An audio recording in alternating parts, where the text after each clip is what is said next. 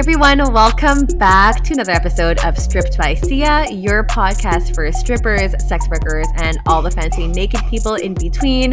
I am your host, Sia, Steph Sia, aka Sia on camera. You can find me online on various paid platforms. You can find me streaming as a cam model on Streamate. You can also find me on Sex Panther. You can find me on places. I'm going to be on Night Flirt pretty soon and like doing a bunch of stuff that I have planned for this year to, finally get like a bit more full time with my work, which is really exciting.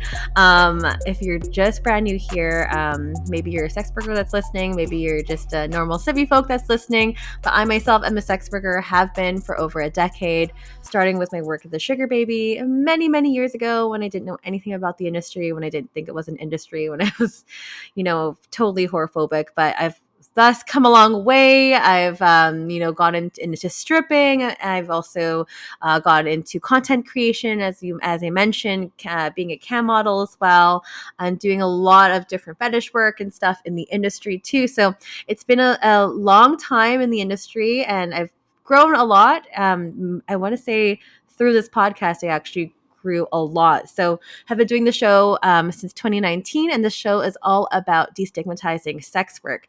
So I used to bring a lot of my friends on the show back when it was a local show back in Vancouver.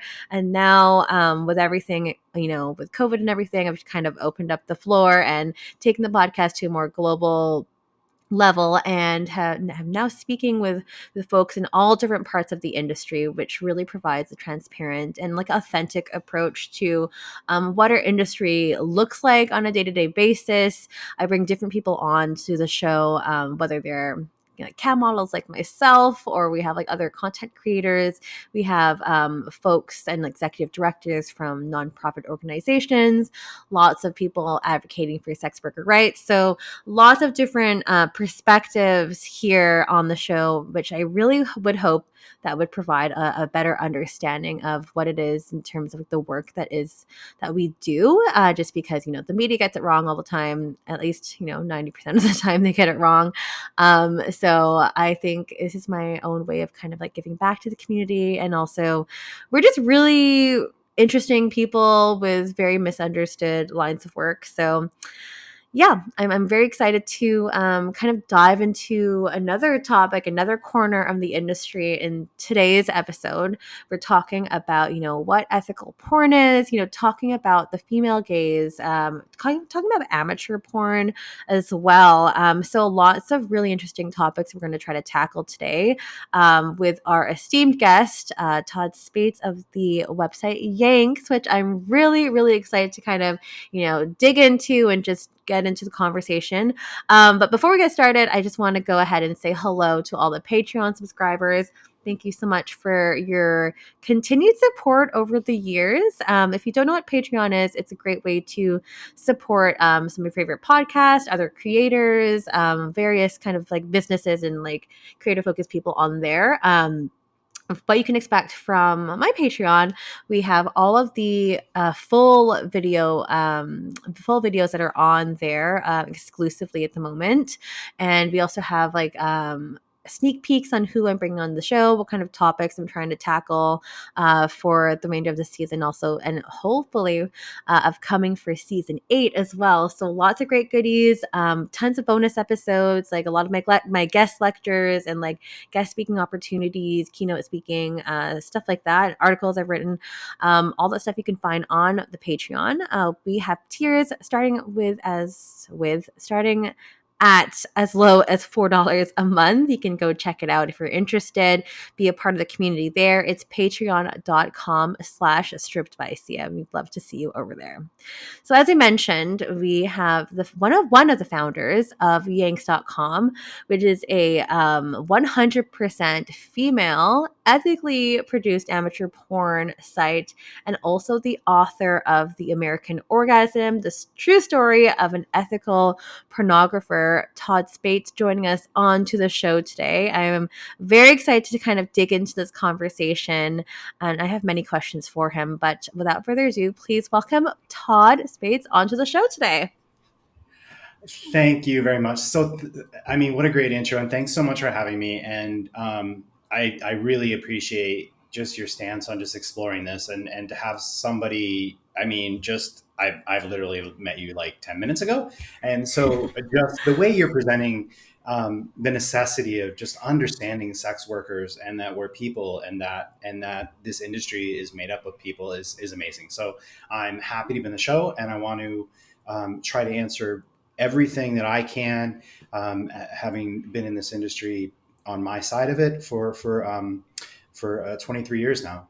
Yeah. Wow, that is incredible. Todd, I'm so excited to get to know you and also get to know a bit more about Yanks, get to know about like your personal stance and your perspective and, being in the industry for as long as you have. I mean, I'm sure we're going to be learning a lot of great nuggets today. But I guess like before we get started, again, this is like what I know about you publicly available on the internet. I would love for you to describe yourself in your own words and terms. I think that I've always just been a person that's kind of done things a bit differently. The name Yanks, Yanks.com, for instance, was a spin-off of, I started a t-shirt company called Yanks Alternative Nation when I was living in Oh. Sydney, Australia. And I was making t-shirts for record shops, and that I've always been entrepreneurial. So that then spun into kind of our origin story with Yanks, and I Mm-hmm. bought that domain. I'm I always just do things, I think, a little bit differently. I went to University of Washington and got my MBA, but I also Mm-hmm. dropped out of high school in 11th grade. And Mm-hmm. I do not have an undergrad degree. So I'm one of this rare people that I don't have a high school diploma or a college degree, but I have an MBA from a good university. Wow. Um, just as much as I wanted to be like entrepreneurial, I also wanted to be kind of counterculture. And I was a bartender in nightclubs for many years, and the adult industry, like I knew a lot of dancers, whether it was exotic or just girls that would come into the club that would dance in like the podiums and whatnot. And so Mm-hmm. I liked being, I thought that was where the excitement of life was, kind of out there on the fringe. Um, Right. so I think while entrepreneurial, I like to push boundaries in kind of different ways. Mm-hmm. Another interesting fact about me that I throw out there, because it's something to talk about, is I did go to I went to Le Cordon Bleu, and I graduated second in my class. No way. Le Cordon Bleu in Paris, and Very I was cool. 45, so I did this in 2019, second in Wow. class. And I won a kind of prestigious 3-day cooking contest award, the Trophée Babette, in Wow. Versailles. So I cooked in front of some of the best chefs in the world. So I think that That's so if I were cool. to find myself, I try to throw myself out there and say yes and see what Mm-hmm. happens. And sometimes I do that to an extent that it's painful and hard, and I've overextended myself at times to where it's bitten me. But that's Mm. who I think I am. I just kind of say yes, and kind of do things. That's And I'm so lucky to cool. have a partner that supports me. So Yeah, and we'll talk about your partner shortly as well, because your partner is also involved with the Yanks story as well, which we'll kind of get into. But I just wanted to comment on like that's so freaking cool. I feel like you've worn so many different hats, and I feel like as entrepreneurs, we always kind of like dip our toes in lots of things. And I'm so jealous you went to the Cordon Bleu. Wow, that's like such a dream.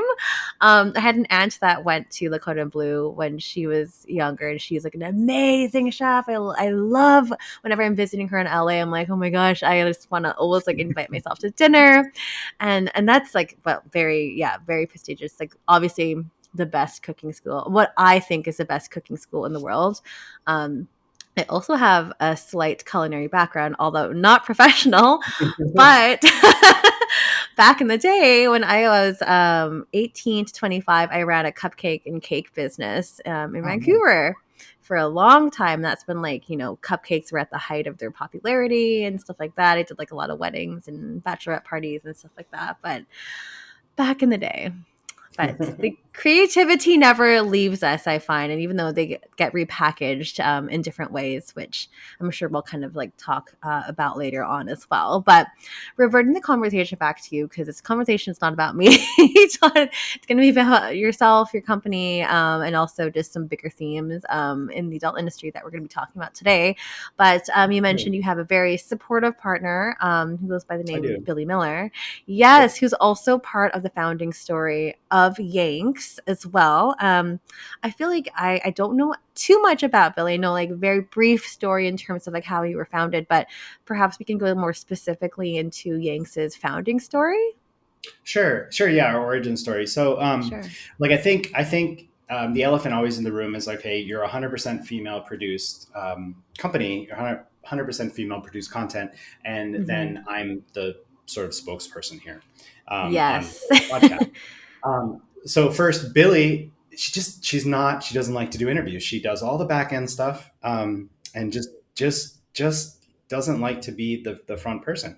But I think that I'll just dig into our origin story a bit because we were founded in 2002, and while we were founded on the same principles as far as really being female friendly, as being an ethical company, as being a moral company, we weren't founded by with the premise of being 100% female produced.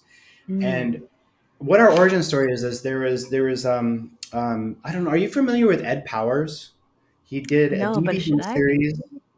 Well, he did a DVD series in the 90s, late Hmm. 80s, 90s called Dirty Debutantes. Okay. And it was interesting because it was amateur porn and he had a female assistant on staff quite a bit. Hmm. And Ed would bring in a girl and they'd be on the bed and he would talk to them and do an interview. And I've met Ed Powers and he's a really nice guy. And so he had this vibe about him that was kind of like, kind of dad jokes and kind of goofy, very genuine and relatable. And he came across as you could just see that he was comfortable. Hmm. And he had a female assistant. So he would have the girls, he'd talk to them a bit, and they would have them start touching themselves. And then Hmm. eventually he would get on the bed and he would have sex with them. Which for me, Mm. when it got to that part, I'm like, oh, wait a second. These girls were kind of getting into their time with themselves. They were Yeah. masturbating. You could see that they were kind of moving towards actually having an orgasm. And I think it was because he Yeah. set up this safe space. He had a female assistant, and just his persona was you feel like he's a genuine person. Hmm. So I watched that series and I thought, I'm like, okay, I think a really interesting idea would be because this was in the early days of the web too, and this was a DVD series. So I'm like, I Right. want to do a website where where we would bring in models and creators and talk to them in the same fashion and just in a comfortable space, in a safe space, in a clean space, in a space where the toys were clean and not like I've seen bins of just dusty toys thrown in a corner. Oh. I've seen Ugh. so many horrible sets. Yeah. In a place where there were some refreshments and some snacks and there was with Billy, my partner, always there with Billy answering the door so the models felt safe and with her answering the phone, and with her being a part of it, and we discussed Hmm. this. And then just instead of what Ed Powers was doing, which was his shtick, and that's fine, Hmm. we would have the girls and interview them and talk to them and have them fill out. We had them fill out a what we call a masturbation biography, but it's more just Mm. it's like a questionnaire in their own handwriting where we ask them, them as people, what are your favorite movies, your favorite books, three celebrities Hmm. you sleep with, like, and then sex questions like, what do you think about your labia? Do you like it? Do you think it's cute, funny? How would you describe it? Like anything, Hmm. and tell us some stories. And then we do an in-depth interview where we talk to them first as people, because that's the goal, is to introduce them as people, and then Yes. we get into to them being, they're there to show us a part of their sexuality, and we do Hmm. that. So that was sort of the origin of Yanks, and Billy was a part of that, and her and I did the shoots. Hmm. And then, so from 2002 to 2004, it was her and I shooting, maybe 2005.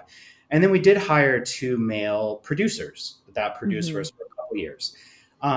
One didn't do a good job. One did because he was Mm. kind of goofy and funny, and he was a friend of mine, and he got great content. Um, Yeah.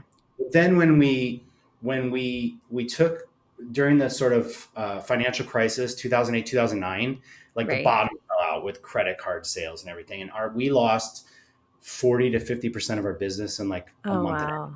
So we had to put our Wow. production just on ice while Mm. we recovered. Then when we came back to it in 2009, that's when Billy and I, we decided, we're like, okay, what we want to do now is, we had that concept, which is good, but let's not have a guy involved at all. We only shoot girls and we do girl, girl, and solo girl. Let's have female producers. We have a female content manager who writes the description and does the tagging of the videos and looks at them. And then, when it comes to, any production decisions, I really try to take myself out of it, and then Billy decides things. Generally speaking, the way our content is, it doesn't, because we're just saying, as a model, come in and masturbate the way you do at home, the way you would at home. And the only production choices are really lighting, audio, and just making sure we're capturing that the best we can. So that Mm-hmm. kind of plays to, there's not really not a natural female or male gaze to that. It's Mm-hmm. what you do at home, and we just try to capture it. And then having a female producer, perhaps the angles, are a little different and Right. are a little softer and more female Yeah. friendly. Um, Mm-hmm. and then so we produce primarily out of Portland, and we Oh, also cool. Portland and That's so out of close. Melbourne, Australia. Oh, Um, wow. and so we had two producers, and it was interesting because their style was very different. One was way more amateur, one was a little softer and more cinematic. But Mm. both female produced, both um, just different takes of the same style. And so, so that's to address, is that while we now, and that's what, so we've taken some, we're starting to kind of separate out the content that even I was involved in or whatever, just tagging it differently. It's still there, but we Mm-hmm. tag it differently. Mm-hmm. And then we've been female produced since 2009, which is still, Right. 15 years. So it's significant, but Yeah. that's No, that like, is significant. yeah. And so I'm here because, yeah, I mean, Billy's just, she's like, her line is like, because I'm like, well, why you want to just, come on? And I think she says, she goes, I'd actually rather eat a bowl of hair than do an interview. And I'm like, okay. And then I say, like, okay, since like our content's 100% female produced, we're not 100% female owned. And, does she have to come on because she's, a woman in the company, or does she does servers and does code and does, um, uh, content management and a bunch of other stuff. So Yeah, that's still very and, involved. and also too, I didn't say this, but Billy also went to the Cordon Bleu at the same time I did. I Oh did my cuisine. gosh. So I did the savory food, and she did patisserie. Pastry. Oh, So wow. she is a classically trained French patisserie chef. Is that where you guys met? No, Like no, originally? that's No. another story. Oh my god. we I need met to at a talk to you we off met air. You at guys sound so cool. we met bartending at a cowboy bar in Tempe, Arizona, and neither one of us are like, you know, I mean, it's fine. I think country music's interesting. It's not my jam, but we both met Pays the there. bills. It was a very popular club. It's funny because I had longer hair that I kind of did a pullback, but I had a cowboy hat at one Cool. point, so I had like pierced ears and everything, and it was Wild. yeah. It was another era of Todd during that time.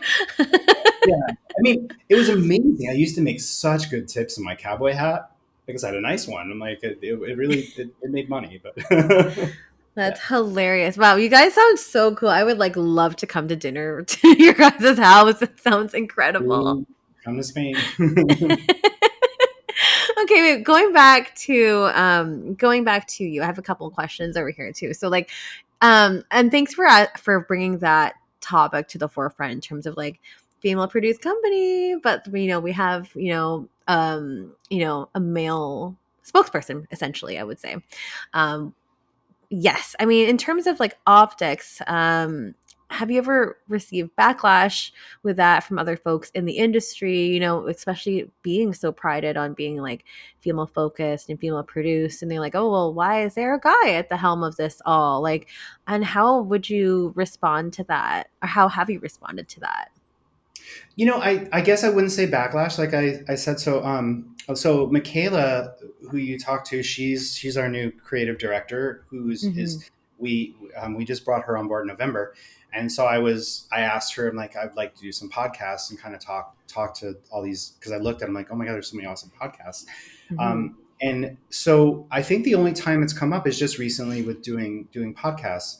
In Mm-hmm. the industry, I think that they've seen our natural evolution, and anybody in the industry has always seen us as, quite frankly, we were doing things in 2002 that I don't think I think was probably something that held us back, being Mm-hmm. ethical and moral. Right. And then I think that came into fashion because I think creators and models demanded it. Yeah. Um, so I don't think I don't think there's anybody in the industry that could ever point to us and criticize us because, I think, quite frankly, I'm going to say it this way, like we were doing things better than most of the industry for 20 years. Mm-hmm. So I think that like I have, like, just doing some podcasts, and like what you definitely wanted to know the answer to. Mm-hmm. And I wouldn't say that's backlash, curiosity, and I want to Yes, address that. So it's for sure. curiosity, but no one in the industry, criticizes that. No, yeah, it would definitely be from people outside, or outsiders looking in, and like, for example, when I clip this for social media, they're like, oh, well, they're so prided on this, and why is there a guy talking in front of the mic and stuff too? So I think that's just something that, like, there might be comments and stuff like that, but again, I always love to leave the floor for people to provide an explanation, like what this context is and what that working relationship is with Billy, and what her involvement has been with the company as well, and your current involvement as well too. Going back to a couple of things too, in terms of like, maybe I missed it, but after the financial crisis, so when you decided to go in 2009 to be 100% female produced and like have that to be a focus, was there like a certain tipping point during that time to be like, okay, we really want to lean in on this, and what was the reason for that? Um, so what's kind of crazy is, I like we knew that we needed to hire female producers, because, quite frankly, it made our business better. Mm, So I didn't in 2009. What Billy and I decided was that we wanted female producers, and the reason we wanted female producers is because when models came in, they felt more comfortable, and right. that created a space, because our whole, I'd say, our main focus is capturing real orgasms on film. That's what we want Yeah. to do. And that is so much easier with having female producers. So we actually shot for 5 years before I was looking. And it was actually after my MBA, Hmm. when I sat down and looked at the business, because I was lucky enough on my team to have this, amazing PR. He worked for Microsoft in Seattle, because I went to UW, and he worked directly with Steve Ballmer on his CES speeches, and like high level Microsoft. Like he was ringing the bell at Wall Street when they came Wow. out with the, Microsoft, the Xbox Connect and things like that. Wow. So he had really trained me to look at a business and provide and come up with 3 points of it. So we had run Yanks for basically 12 years, and it had grown in this fashion where we weren't growing with a plan. And so I sat down and looked at it and said, what is Yanks? Like, what is this business? And this is 5 years after we had Lily and Michelle as our main producers. And I said, Hmm. and then we had, and we also had a female content manager. And I said, wait a second. I'm like, this is crazy. Most of this content is getting done without any male influence, because it would be shot, it would be edited, it would be tagged and described and uploaded onto the site and live without me ever being involved. And so Hmm. that's when I actually said, holy cow, this is 100% female produced. so it's weird because the the actual understanding of what we had came 5 years after what we were doing, and the leaning into it was um, because we want to capture real orgasms, Mm-hmm. and that is the way to do it. Right. Period. The way to do it is to have a safe, clean space. The way to do it is that consent is absolutely clear, and all our models, we do not bring a model in and be like, oh, we're going to do some anal stuff if she didn't explicitly say this is what I like to do and I want to. Right. We don't. That's just not what we do. Mm-hmm. Um, so in so many ways, it just naturally kind of evolved that way. There wasn't, Wow. and since discovering that, then it does make it so that I have a true desire to lean into it more and more. And, Mm-hmm. for instance, Michaela, as our creative director, I'm 50 years old. I've been doing this now for a long time, but I'm 50. Mm-hmm. Michaela is awesome. She's 25. So I stop myself all the time and ask her opinion of what we're doing. And I check myself to make sure that I have experience in certain things, that I know my brand, but that I also want to know what she views it as a young woman in a different Mm. generation, which I think is really important. Very important. Absolutely. I think, yeah, I feel a lot of the times, especially like sometimes when it comes to founders, just not being able to actually check in with folks and people that might be consuming the content, is a missed opportunity. I would say that. Yeah. You were also talking earlier too when we were talking about like, you know, capturing real orgasms and also just talking about amateur pornography. And, I'm curious, like, what that, why that is so appealing for people. I mean, I know the answer for myself, why that's so appealing for me, but I would love for you to kind of like tackle that question and like, what's your opinion on that? Well, I mean, to me, I think it's like, I think what's appealing for us is like I think what's appealing about sex in general is that I've been with Billy for 26 years. We had our 26th anniversary in January, Congratulations. so it's crazy. But I think the most appealing thing about sex in general is seeing this person in their real life doing real things, and just you know the things that life hands or puts in front of you, and then you get to see this sort of dirty side of them. And so that's what Mhm. amateur porn is. And so what I think is, like with Yanks, we try to do as much as we can to introduce the women as real people, and try, and it's hard in the space, in the time you have, so Right. how we roll out our content is that we put a safe for work profile picture up of the girl, and then our members know that the content is coming. Mhm. And then we do their masturbation biography, so it's handwritten, and it's got some sex questions and some just life questions that they can read. And then there's a safe for work interview in which they're talking about sex too, Right. but the producers will take their time to just talk about the weather or whatever. And then we'll do a photo set where you see them go from clothed to naked. And so there's usually a number of updates in the site before they're doing like an actual sexual act. And I mean, if you could stretch it out more, that'd be great, but we can only do so Yeah. much. But I think Mhm. it's that process of seeing this person with their clothes on, Mhm. uh, that's really sexy. And it's interesting. We're working on a safe for work tour right now because there's so much age verification. And I'm Mhm. looking at the Yes. safe for work tour, and I'm like, oh my god, this is kind of hotter in a way, Yeah. because you're Yeah, seeing all totally. these girls doing things, and they're not naked at all, and now you can join to see them. It's almost better. Yeah, totally. So that's why, I mean, that's just what I think is the most amazing thing about amateur porn, is that it's just you want to see the wife, or the MILF, or the mother. And that, I mean, MILF's a term that works because you're thinking of her doing, like, day to day, like, not The trad wife stuff. dishes and You know stuff. what I mean? Just day to day. Yeah, it can be. I don't want to lead into Totally. that. that No, direction. I But know that's another conversation, but when you just I mean, just living life, and then they become a sexual person, and there's something. Mhm. Sex is weird because it's so awesome and so hot, and yet if you think about it, sometimes it's so kind of goofy and weird, and could be gross, and like you're like, what? Anyway. But yeah, that's Sex it. is fun. It's fun, but it's weird too. Totally. That's really cool. I think that's it's really, really important to highlight that.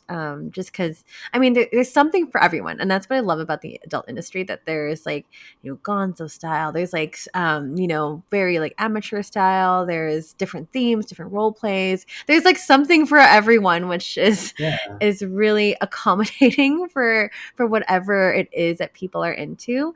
But especially like there's something appealing about like just seeing sex that you can kind of relate to. And that's like for me what I like about amateur porn, because when I'm seeing really big porn sets and it's like beautiful, like they're on some island and like Malta or something, and like it's everything is gorgeous and that's really cool, but like for me, like that is only achievable like when I'm on vacation. And that's like, maybe a few times a year versus like I want to be able to see something that like, oh yeah, like this is just me at home where I'm just getting really hot and heavy on the couch or something like that, or like in my kitchen or whatever. Like that to me is like a lot more relatable for me, which I think it can be very sexy in a way too. So I'm just at home doing things like you said. So Well, yeah, and I think that's where we really found such a great niche is asking the girls like, well, what's how do you masturbate? What's a unique way you've masturbated? Like how you've came in the weirdest way, and it's like, oh, I humped the kitchen counter or my pillow or under the faucet or and yeah. so really exploring that and that's what we do is to say, okay, well, can you do that on film? Like, are you cool with that? And sometimes they're like, oh, okay, I feel embarrassed about that, so no. But Mm. most times they're like, okay, yeah, I'll give it a go. And that's, I mean, our best videos are always these videos where it's not a girl laying back like moaning and thrusting a giant dildo inside her. It's something just completely different and unique. Mm.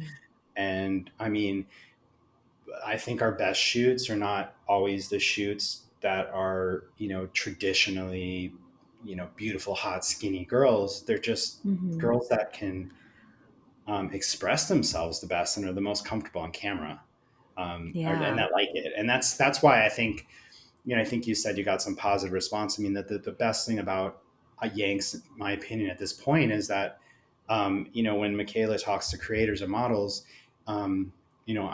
we don't have a good reputation. What I say our reputation is bulletproof. Like there's nobody out there that has a bad story other than a member that, okay, you lost your password and couldn't get in or something, whatever. Yeah.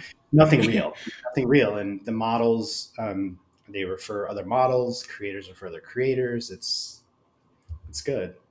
That's really cool. And we are going to definitely get into in depth in terms of like, how to get involved with the Yanks and like what that perspective is like later on in the show.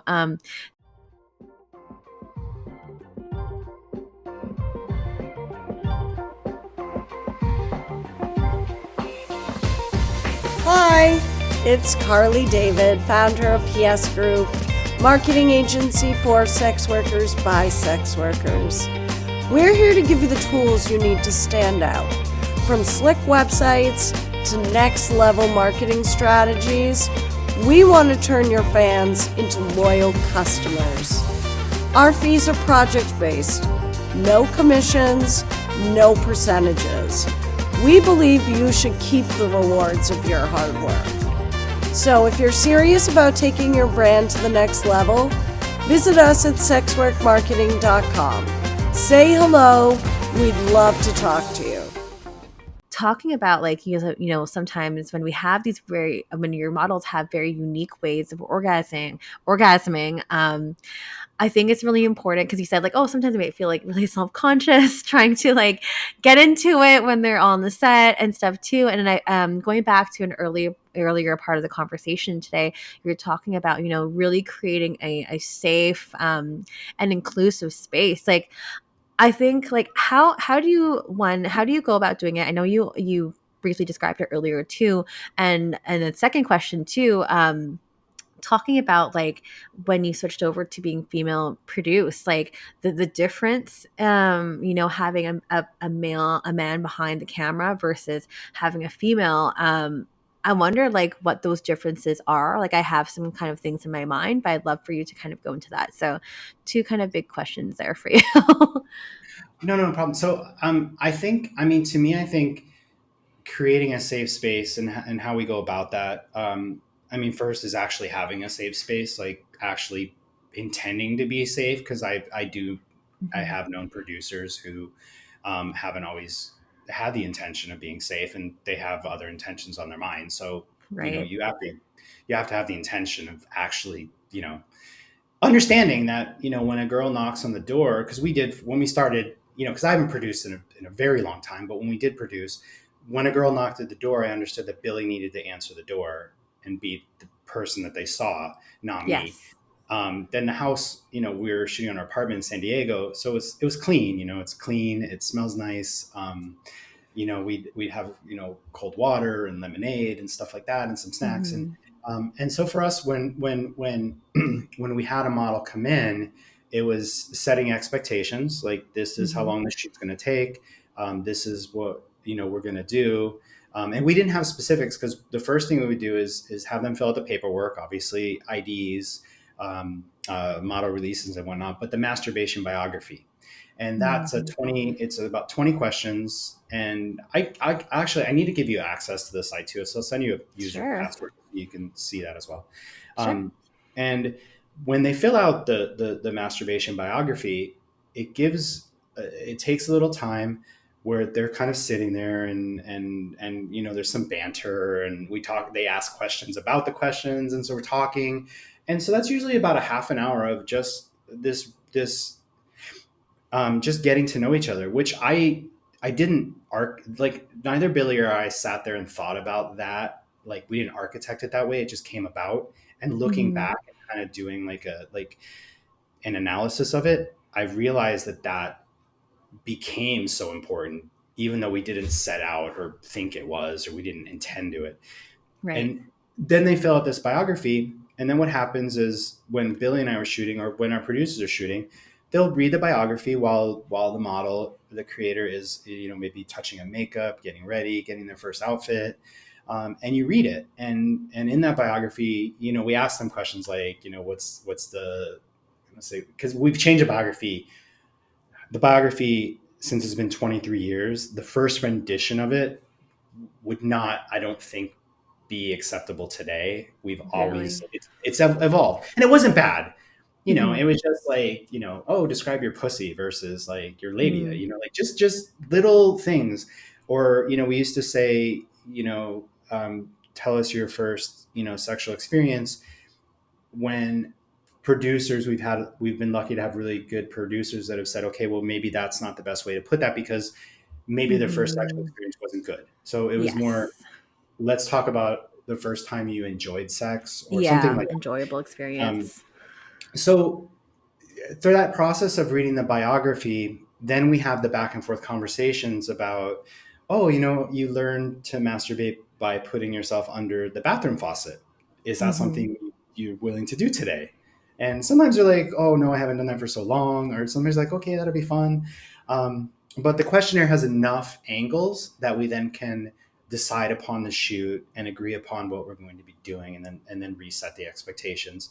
Also, Mhm. too, I think it's really important to, that the creators, or like, we call them models even back then, where it's just they feel comfortable that they're going to get paid that day, and that the check is going to Mhm. clear, or the cash is Yeah. going to be there, or because that's something that I think is very important to address. Yes. And also, it's so stupid, but if you don't know you're going to get paid, or you don't feel comfortable that you're going to get paid, you're probably not going to be in such a great mood to have an orgasm.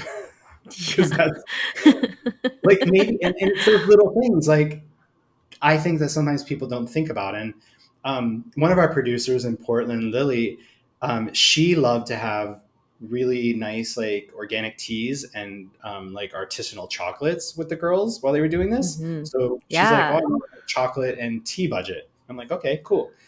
And so sometimes when people are like, "Well, anybody could do Yanks," I'm like, "Maybe, but you have to be willing to maybe have a tea and chocolate budget to do it." Hmm. Um, and so I think it's just all these things, little things that I think flow together to allow for that real orgasm to happen. Because I think it's important. Yeah, very, very, very important. And for sure. And I think this is like everything that you mentioned in terms of like being intentional about setting up a safe space that can also lend to other areas too, not even within the adult industry, but especially within adult industry. Whenever you're getting into very intimate kind of scenes, but that can also extend to like photography, like photo shoots, like nude art and stuff like that. Whenever I think when one person is being vulnerable and trying to be comfortable and trying to create art in a certain way, whether it's erotic or not, I think it's really, really, really important to try to get the model in a relaxed state. Yeah. Yeah. So, going back to the second part of that question, Oh yeah, which yeah, I guess is a separate question in general, yeah, but yeah, like, absolutely. I got it. yeah.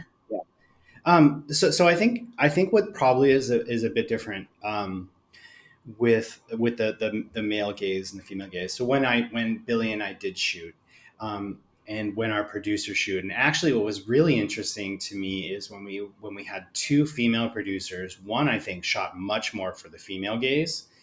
They were Hmm. both bisexual, and I believe in our content, when it's kind of captured a bit more for the female gaze, it's a little bit more full body, where you're Mm. seeing the whole girl, and it's maybe softer, and you're seeing her face and her expressions, Yes. and then I do think that Lily, one of our other producers, she shot. I liked her content. So Billy liked Michelle's content, Okay. from Southern Light, and I liked Lily's content.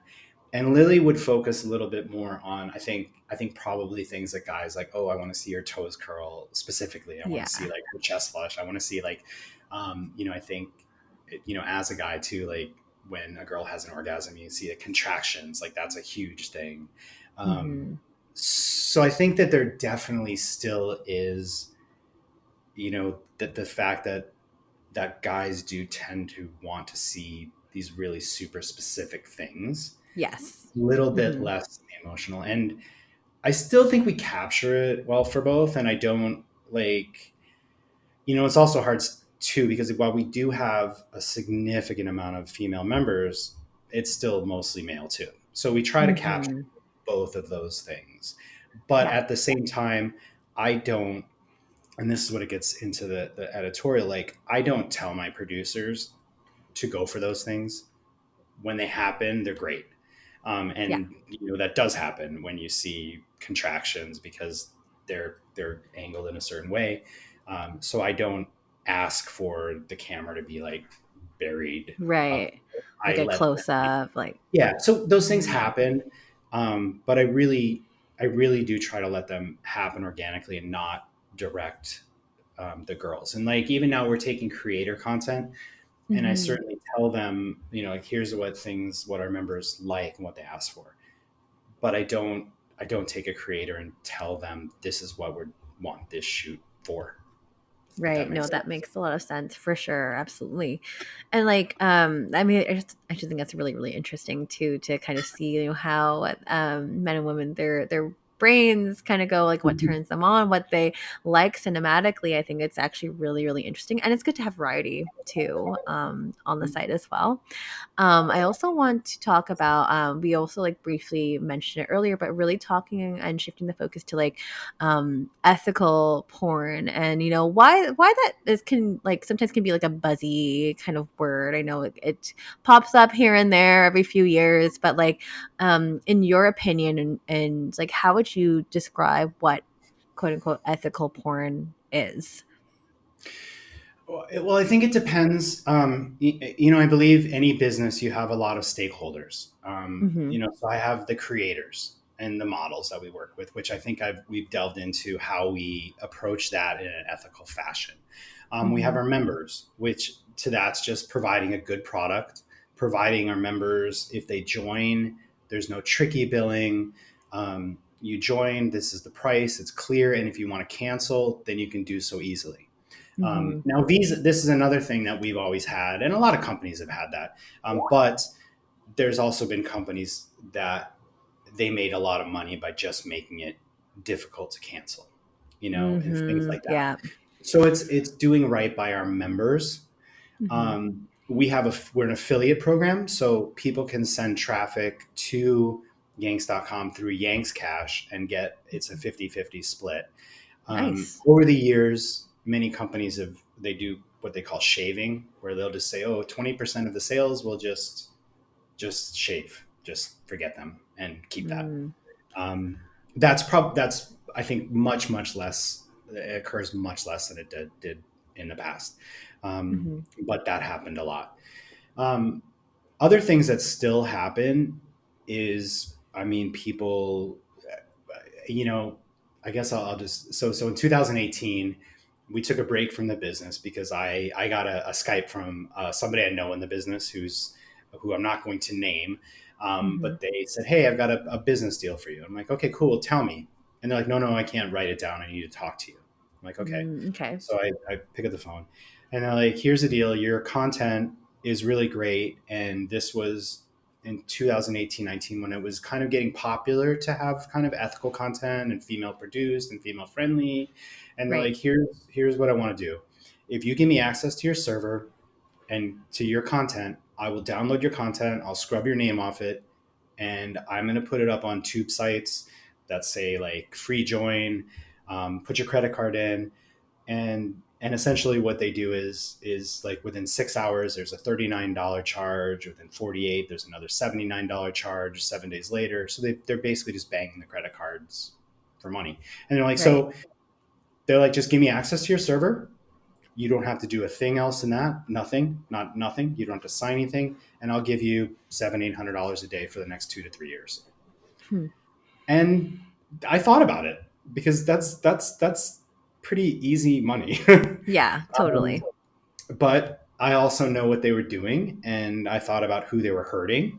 And I was thinking about just some guy who, maybe I don't know, his wife's out of town and his wife had a baby, and he's like, okay, I'll look at some free porn.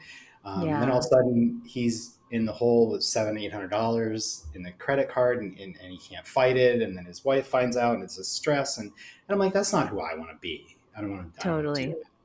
But that's I've been approached 3 times over the span of my career doing Yanks. Billy and I have been approached 3 times with similar deals of that, which were all basically 7 figures. We said no, but it's that it's what exists in this industry, and it's terrible because that's another part of it that makes us look bad, and that's why so often to me, I'm really transparent with things. And when people bitch about the New York Times coming out with a story about Pornhub, oh, look at all the stuff that's on it. I'm like, everybody knows that. Everybody knew that 2 years before that article, and we don't fix it. And so the problems that we have now that the New York Times is going to write about in 2 years, we know, fix it. Yeah. Fix it and do better. Oh my gosh, that is like another topic in and of itself for sure. And thank you for being transparent. I really think that adult companies should be more transparent about things in our industry, because a lot of it hurts a lot of the people in the industry in the long run. And, because I told you at the top of the episode too, the adult industry gets a bad rep, and we have a bad reputation. There's negative stereotypes that are connotated with sex work because of all these things. And I am struggling to find good companies that are, giving back to the community or like making efforts in some way to make things right. So this is a really refreshing to hear, because I don't hear often about, what companies are doing to kind of make the company better, make it better for their models, make it better for the paying clients. So it's really nice. And I feel like, I don't know if you've heard, but like I would love to see if that can be trending. I don't know. I haven't heard too much of adult companies doing much in that kind of vein. I don't know if you have. I know like maybe a handful of them are, but it's just not something you hear about very often. But Well, I think it's so, I just mentioned Pornhub there, and it scares me because I work with them, and I do well with them, and I do well with the big three tubes of X Hamster and Pornhub and X Videos, and right. yet I certainly believe that they could all step up and be much better leaders in this industry. And Mm-hmm. so often this is such a weird business because um, I think the people, it just flipped on its head, because I think the people first and foremost that are the most vulnerable, and the people that literally and figuratively expose themselves, are the people that the models and the creators that suffer the most. And then Yes. for us as a secondary, we're a middleman. I'm a brand. We're an independent site though. um, it's tough for us too, and it shouldn't be. Mm-hmm. It shouldn't be tough for creators and models, and it shouldn't be tough for the creative people that are putting it to a brand, and providing a platform, and organizing it. um, so I don't know, there's a lot to be said about a lack of leadership in this industry, and I go to most of the Mm-hmm. shows, and I mean, Mm-hmm. I have yet to see a panel, or like an event where there is the CEO of X Hamster, of Pornhub, and of X Videos on sitting beside of each other, saying, "This is how we're going to protect our." And it's funny. It's because it's actually like, this is where my MBA mind starts, and I'm like, these are the people. These are your inputs. Like, you actually crushed the people that were providing content to such an extent that you Mm-hmm. almost put them all out of business, and then you suffered for it, and you can't see that, and it's bizarre to me. There's such a, Yeah. I've spoken to them. I'm like, do you, like, all three of them, like, do you have a panel, or like a consultation panel of pay site owners and creators and models that you talk to, and then you get advice Yeah. from, and I don't think any of them do. No. Or if they do, I've seen them, and I'm like, okay, I've never heard of these people. And it's not to say that I need to be on it, but there's just so often I don't know who they are. I mean, I think Mm-hmm. you'd be great for it, but you're not either. Yeah, I So just think needs to be a certain degree of responsibility in holding companies accountable for certain things, especially because they profit off of us, and we do so yeah, much for their businesses to for them to thrive and be successful. Like without them, we wouldn't be here. So it's yeah, it can get kind of tiresome, to be honest. Seeing nothing getting done, but yeah, I just really want to bring that topic up since we were talking about transparency.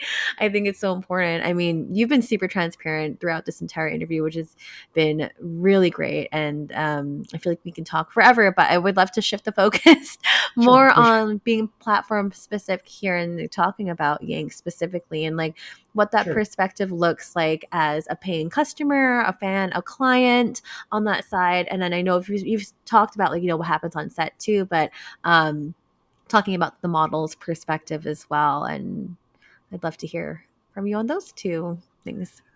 Yeah, so I mean, so Yanks is a kind of a traditional pay site. It's a throwback Mm-hmm. site. Really. I mean, I think that really kind of trended to where it wasn't the platform of choice, or the business model of choice, and it really went to an OnlyFans many vids, kind of scenario. However, Mm-hmm. that being said, I think that what you see if you subscribe to a girl on OnlyFans is you get a deep dive of her as a person, which is great. Yeah. I think some people really like that. Mm-hmm. They find a girl, or five or six girls, or five or six people, and they deep dive them. And then, so what I think Yanks offers, which I think a lot of sites offer, is that, okay, if you want to get a glimpse of that girl, but what your actual focus is the niche of seeing real orgasms, and you want to see a lot of girls have real orgasms, or seeing masturbation, we're kind of the cross section of that. And so we were producing content, and we have now gone to just having creators submit through our creator program.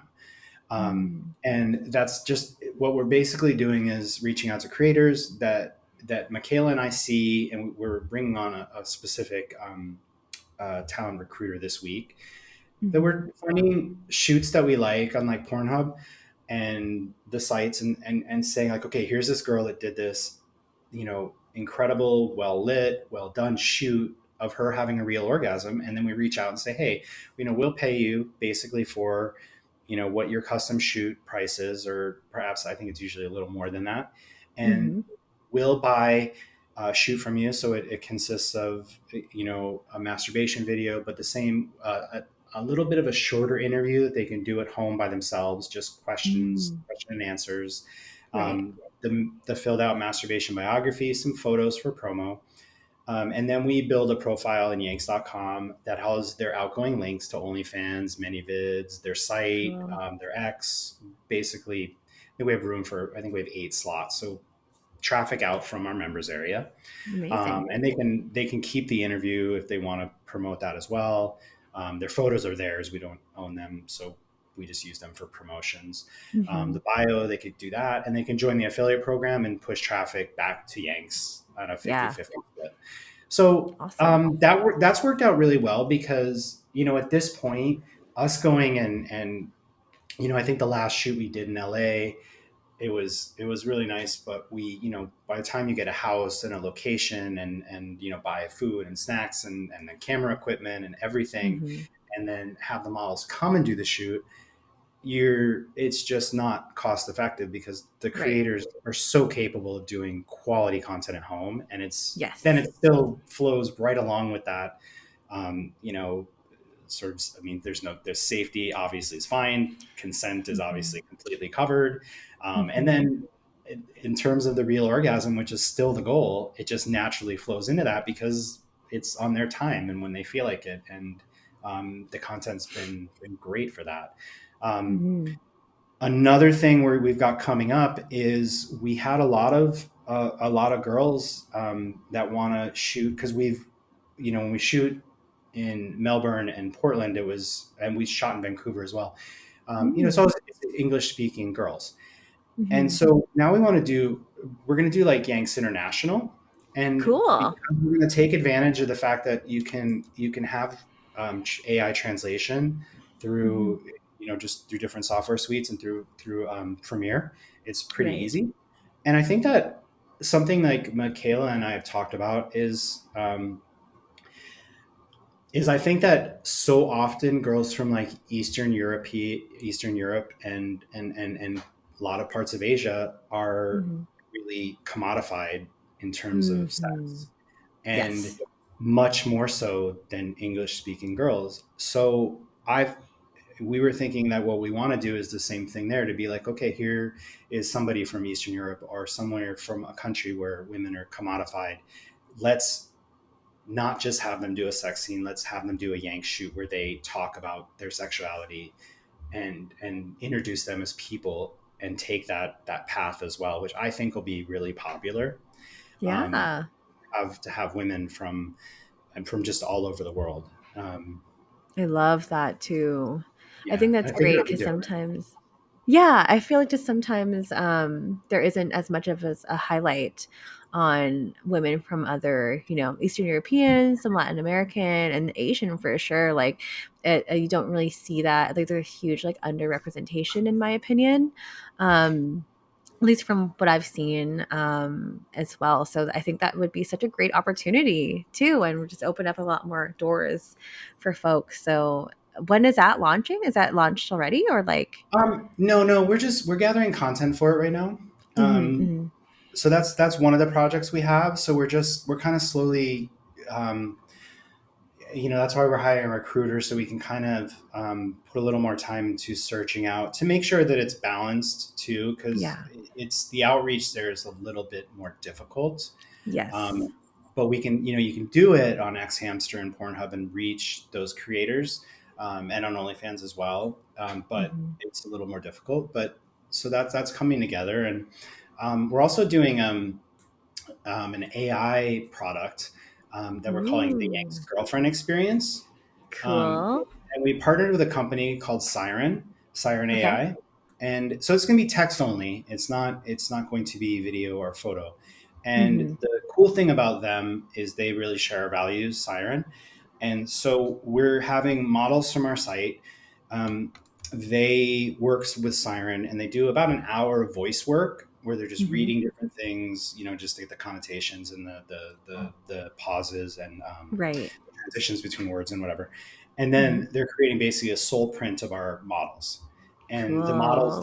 the models themselves get to set the guardrails of what their the Yanks girlfriend experience of what that model will delve into, say or not say sexually. Mm-hmm. And then our members can then talk with that creator, that model. And what I also like about it too is that we're not paying the girl like here's $100 to do the hour work. It's a revenue sharing between Oh, Siren, nice. us, and the model and the creator Nice. permanently. So That's their awesome. thing is like make money in your sleep. So Yeah. they've had some people talk to these soul prints for like 10, 12, 14 hours, while then it's token based like a cam chat. um, Mm-hmm. and then yeah, we've got a nice split that everybody's kind of happy with, and Happy with it. Yeah. they keep up the tech of it. We keep up with the marketing, and the model just has to do that hour and a half of work, and then we kind of roll with it. So I'm That is excited so about cool. I'm excited about that too. I love to hear companies and how they are incorporating AI and how they are able to embrace that. I think that's really really cool. I'm curious. I'm gonna be looking into that after this too because I haven't heard too much. I've looked into like My Dot Club. I think is another one that does like the video and the photos and stuff too. That kind of make the clone of yourself, which is really interesting. But yeah, I'm hoping to do an episode on that too later on. Just talking about embracing AI and seeing what I just feel like the possibilities are endless with that too, which is really Yeah, cool. it's just, like our thing with it was we were approached by a lot of companies, and so many were like, oh, well, just dump all your content into the thing, and then into our engine, and then we'll send traffic to it and make some back. I'm like, well, Mm, I don't like that. Like, I don't want to just train your engine. I want something that's, one, the creator should, I mean, I think our contracts technically say we own that, and that's fine. We can do what we want, but I don't think that the models that we shot 10 years ago would had the want idea that. of their content being used in perpetuity, like in that Right. sense. And so I don't Hmm. think that's fair. I do like this one because it's voice and text. It's not Hmm. creating images. Right. The model can test it and see it. And then if they want to not be involved, this is the thing that I also like with Siren is they will delete that soul print, and because it's Oh, model good. specific, it doesn't necessarily behoove them to mix them all up, Yeah. because they want a model that's on our page in her voice and representing her. Hmm. And the model then themselves, I can write up an AI synopsi of their shoot, Hmm. and then the soul print or the Yank's girlfriend can actually discuss their own shoot with the members and talk about the shoot, the Cool. photos. And so I think it's going to be really interesting. We're going to launch that at the European Summit. Yeah, in Bucharest. Yeah, yeah, yeah, Nice. Oh yeah. my gosh, that's so exciting. Wow, lots of really cool projects underneath your belt with Yanks. Todd, like thank you so much for sharing all this stuff. I'm sure there's a lot more things that are under wrapped as well, but um we can't reveal too much. So but like before I let you go, where can we all find you? Where can we all find more information about Yanks? Please plug all the links. I mean, just yanks.com, Mhm. and at Yanks Girl on X is really the best way. And really just yanks.com, and you scroll the bottom, you can find our socials, primarily X, Blue Sky as well. Mhm. And we're just at Yanks Blue Sky. I believe we got the handle. It's just our .com, so it's at yanks.com. Still a bit new to working with the blue sky, so I think that's me too. Is there. And we actually are curating an amateur porn feed on Blue Sky. So Michaela's doing that. So like creators that have, amateur content or content that's similar to ours, if they contact Michaela at Yanks, I just model at yanks.com, she'll get that, and then we can kind of put you on the Blue Sky feed as well. Cool. And the creator program, I mean, we're looking for creators who want to do a Yank shoot. It's easy. We pay crypto, check, PayPal pretty easily. We do about 2 girls a week. We like people that have big X followings is really nice, but if you don't and you just can make great content, that's awesome. So any creators that want to just do a Yank shoot, that's an awesome thing this year. So let's get in contact with us there. And I'm Todd at yanks.com if anybody has any questions about anything. Love it. Thank you. I mean, all those links are in the show notes below. So if you listeners have not clicked on there, what are you doing? What are you waiting for? Do your thing, do your homework. And of course, if we're talking about homework, everyone else, you should be doing your homework by ranking the show on Spotify and Apple.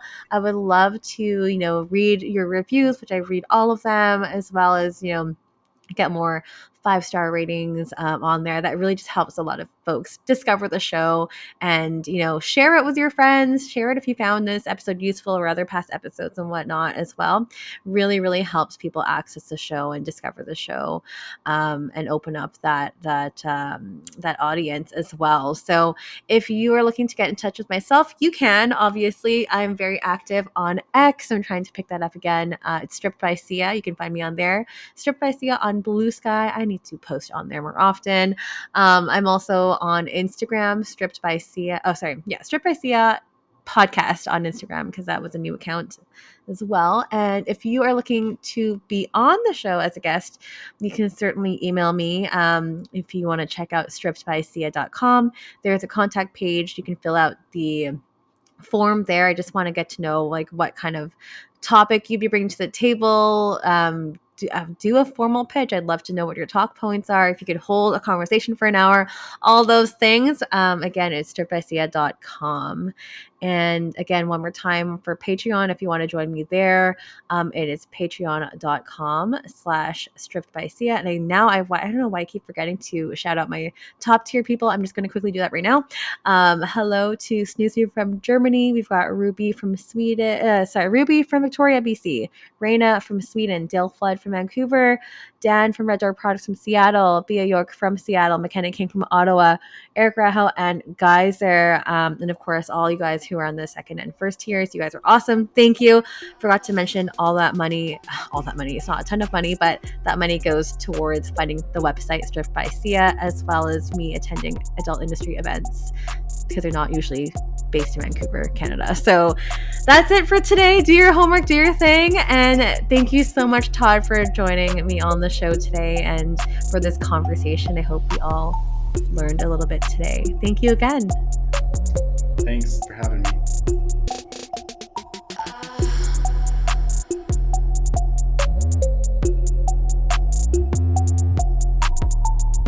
You're listening to Stripped by Sia, hosted, produced, and edited by Steph Sia.